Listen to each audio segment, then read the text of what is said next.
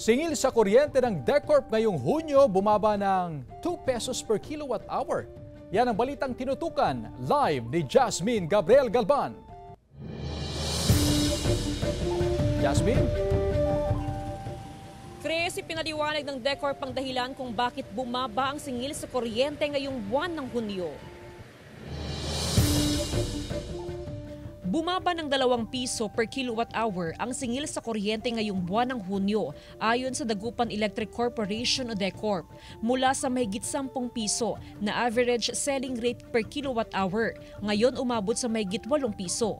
Pero kasunod ng pagbaba sa singil sa kuryente ngayong buwan, asahan naman daw ang pagtaas sa singil sa kuryente simula Hulyo hanggang Setyembre. Matapos kasing tumaas ang demand sa kuryente sa nakalipas na mga buwan, sunod-sunod ang shutdown ng mga power supplier na nagdulot ng pagnipis sa supply ng kuryente. Inaasahan ng DECORP ang pagtaas ng generation cost at transmission cost dahil sa higher purchase power cost mula sa Wholesale Electricity Spot Market o WESM.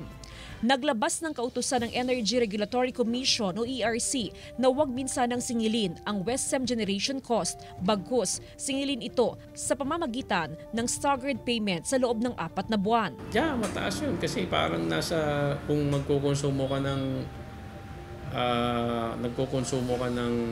100 kilowatt hours sa generation lang. Yes, mga additional mga additional 60 to 70 pesos sa bill mo.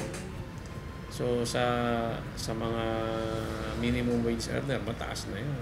Makatutulong daw sa pagbaba ng electric bill ang pagtitipid sa konsumo sa kuryente. Tataas na naman. So, wala tayong magagawa kung mataas talaga, hindi naman. Magtitipid, yun nga sinasabi ko sa mga kasama ko sa bahay. Ngayong araw, nasa 15,350 ang available generating capacity sa Luzon, habang nasa 12,727 ang system peak demand.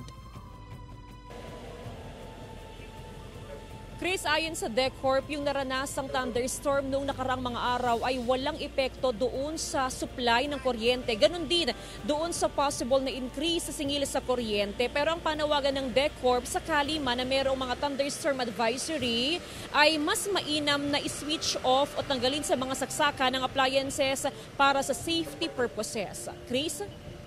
Maraming salamat, Jasmine Gabriel Galban.